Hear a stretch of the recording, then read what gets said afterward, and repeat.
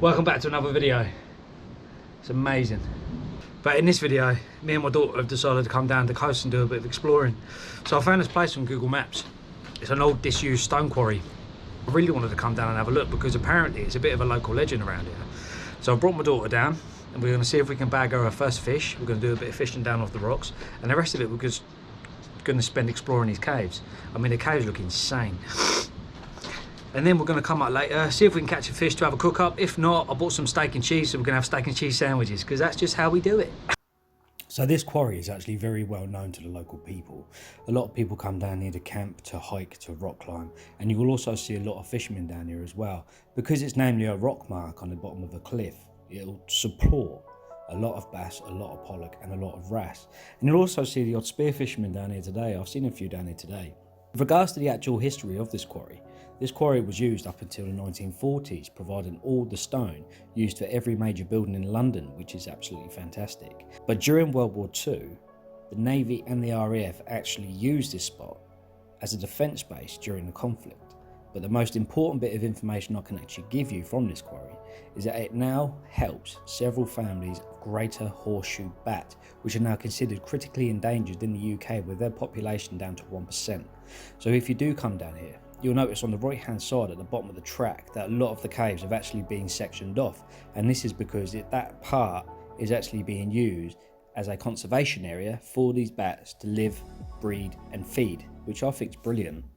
See, look, clever as well as a useless fisherman. So me and Tigs have stopped off at this little cave because it started raining, and we've just got a little fire going to warm ourselves up a bit and dry our clothes off. God. We're straight in my mouth. All these little sticks put on there, babe. All these little sticks, bang them on there. So yeah, we've literally just stopped off at a cave just to see if we can warm the old cockles a bit. With regards to firewood, there's practically nothing here. It's all just dead hawthorn, mainly. But even still, times like this, it's nicer to do this and sit indoors doing nothing.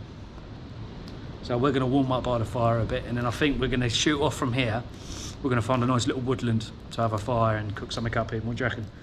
Wait, another fire? Yeah. Yeah. There we go. So, we've had a little fire. The sun's decided to come back out now. And we've dried our clothes. Tegan is literally covered in charcoal because she's been doing caveman drawings. I'll show you. Look at the state of you, mate. Look at my face. Look at the state of you. That's what it's all about now, isn't it? Go out, roll in a puddle. We're going to head into the woods, cook up these steak and cheese sandwiches. Fire. This is a proper day out. So me and Tegan moved away from where the caves were, and we've come to this bit of heathland. It's a bit of a private beach where we can have a cook up and, you know, have some dinner. But what we found is I found this game trail, and I was fairly skeptical whether it was going to be live and animals were still going to be coming through or not. In the way we saw a few deer. They were too far away, I couldn't spot them easily. But what we have found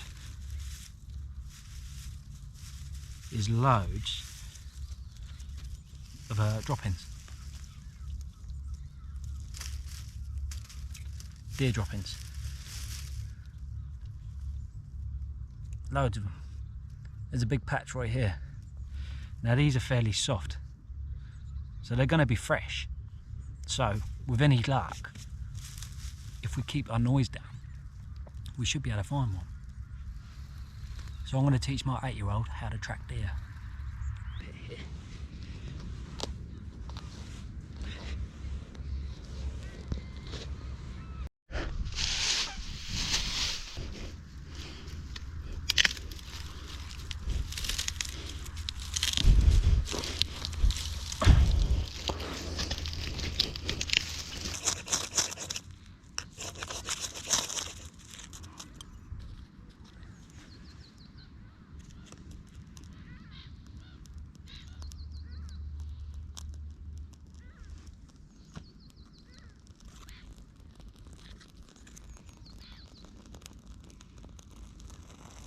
Yes.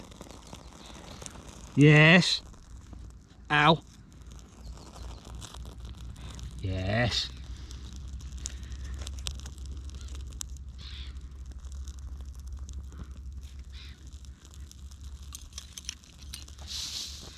Oh, yes.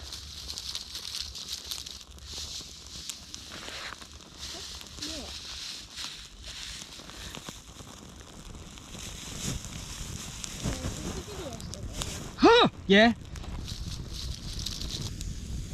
Well, that was a nightmare, but we are up and running.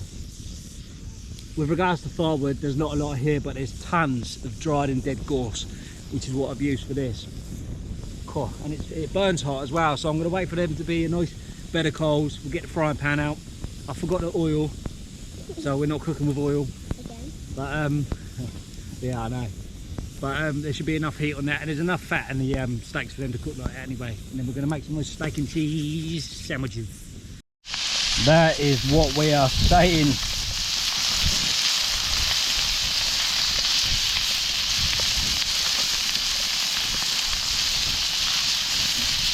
Oh yes. That is what you.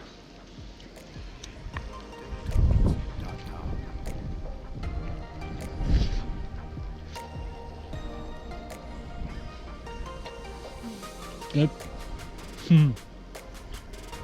That is what it's about. Look.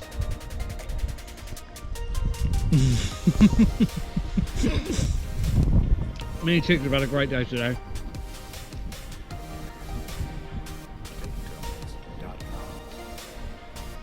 And we are going to sit there and enjoy these. So, from me and Tigs, we'll see you in the next one.